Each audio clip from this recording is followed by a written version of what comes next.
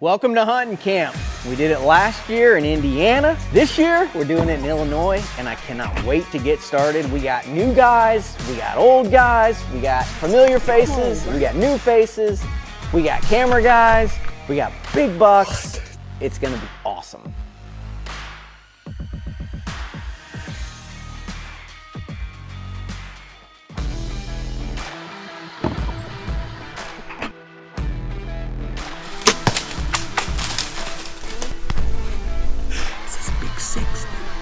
Oh, thank God, dude. Congratulations, buddy. We found him.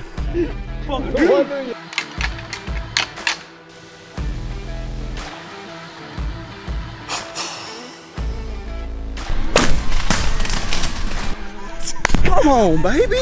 Illinois public land. Who cares? Because he dead. In the morning, he dead. The trail is perfect, access is perfect, tree is perfect, the sign is perfect, the weather is not perfect, but better. I feel about as confident as I've ever felt about any hunt ever. Take that to the bank.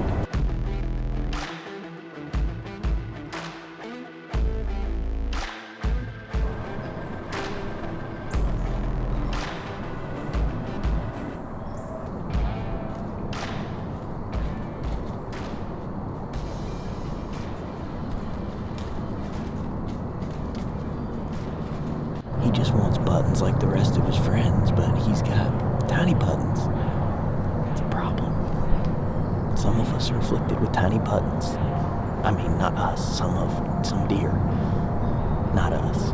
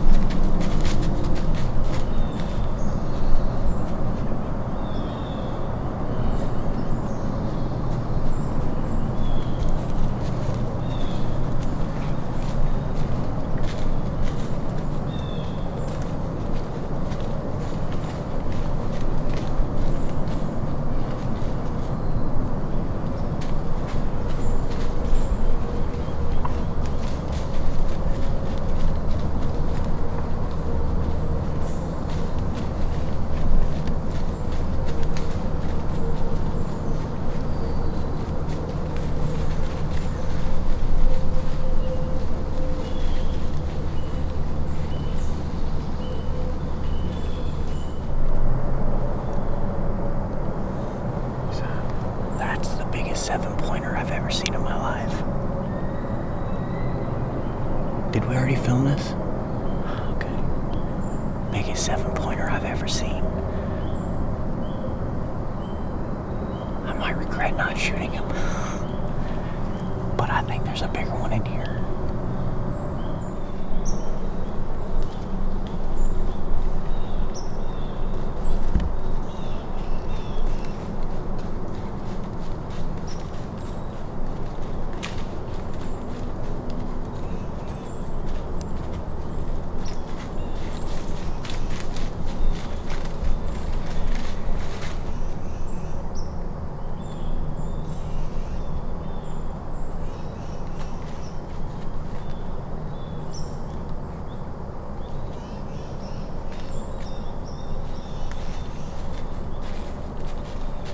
While Greg is over here passing up mature Pope and Young 7-pointers on the next to last day, Wade is about to get a crack at a solid buck after grinding it out all week.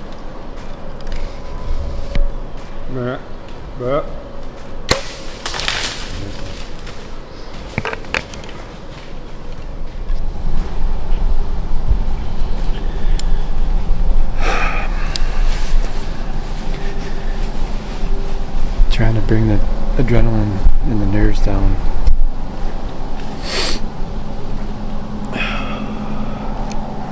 We had that buck this morning.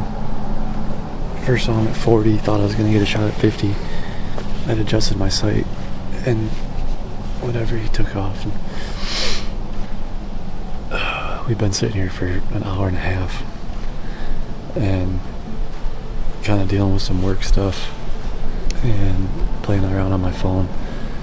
All of a sudden Tyler goes, "Wait, grab your bow, there's a giant."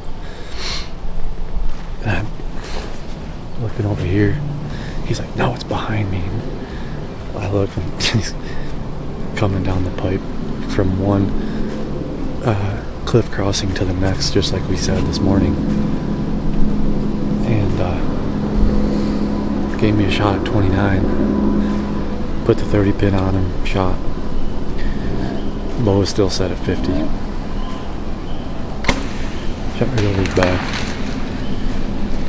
He ran out, threw another one at him, 55. Arrow flew good. I just don't have an excuse for that one either, but I am a little disappointed in myself. It was very tough hunting. It was very warm for several days, and I still got on bucks. We still had encounters. You sit around, you think all summer, you think all early fall, like, man, if I can just get one to do it, if I can just get one to walk that line that you want them to, it's over, right? And I did. I had one. I had that chance right down the pipe, 28, 29 yards, and I blew it. I mean, it's plain and simple. I made a mental mistake, and that ended up being the best opportunity we had by a long shot, and I have nobody to blame but myself. I had an encounter before that. I didn't adjust my sight back, and because of that, I'm going out of hunt camps with a tag still in my pocket.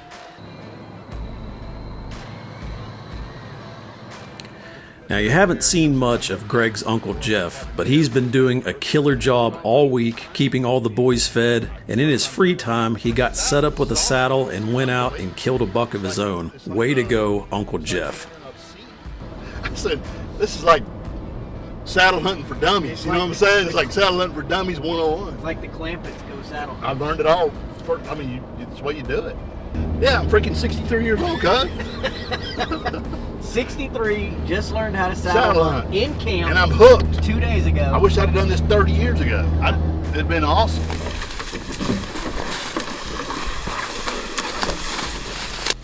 He came out the other way. He was bleeding. Now I saw it pumping out of there. Yeah, man, he. That is a great side. Yeah. Pretty cool. And then when I got on, when I shot him, he stood over here when he was pumping blood, and then I saw with my binoculars. I saw that other side. I didn't even see it till then because it all happened so fast. Hit that black rack. He was coming. He was coming somewhere, and he was by himself. And he come across from that CLP over there, hit that creek, came up, and he was right 20 yards. So, are you ready? Yep, it matters. Probably been running all day. There you go. Are you recording? Yes. Uncle Jeff, man, did he get us, Steve. Sure did. He just pulled the oldest trick in the book.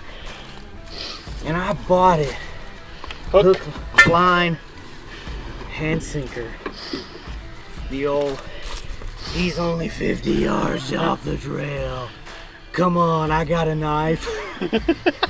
He hands me a Swiss Army knife from Walmart that's never cut a piece of twine. I'm pretty sure someone put that to a grinder before he gave it to him. I could barely even get the tip through the hide. So, lesson learned, when you get asked to help drag a deer, make sure you, I didn't even have a headlamp. Dang, Jeff, didn't even have a headlamp. All that matters. Pretty dang cool. Sure is.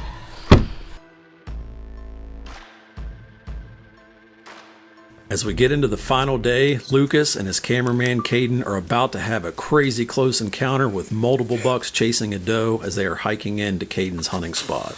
Talk about an insane encounter.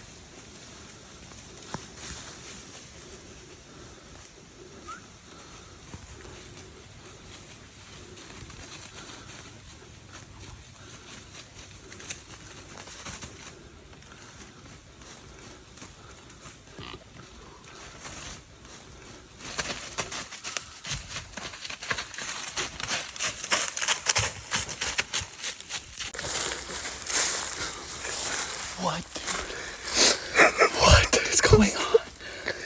Video. Yes, dude. He walked right up to me. I had to get that tree in between me because I was like, I couldn't see your light. I was like, where the hell is he? And I look, and I back looking at me. I'm like, what the hell?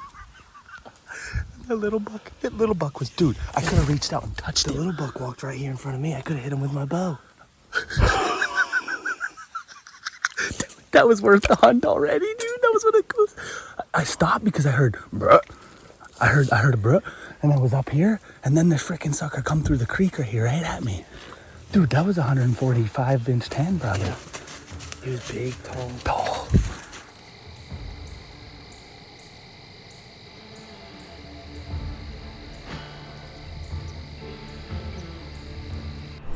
Well, it's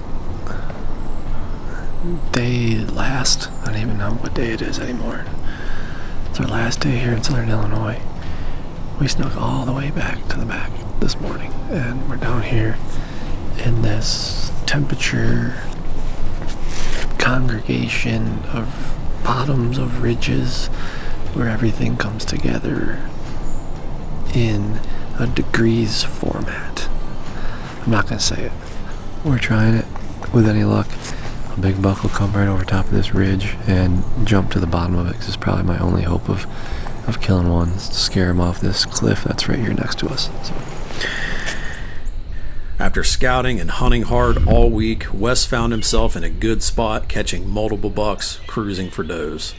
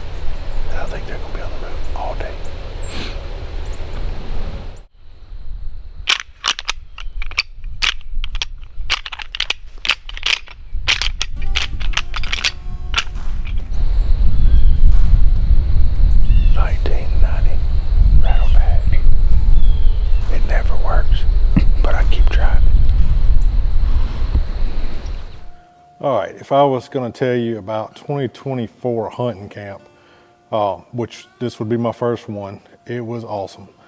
The guys at camp were great. The hunting was pretty decent. We saw deer, we got on bucks, we had opportunity, just didn't seal the deal, but overall it was an awesome week. By the end of the week, Dustin had worn that black rack completely out, but he was still bringing in bucks on the last day.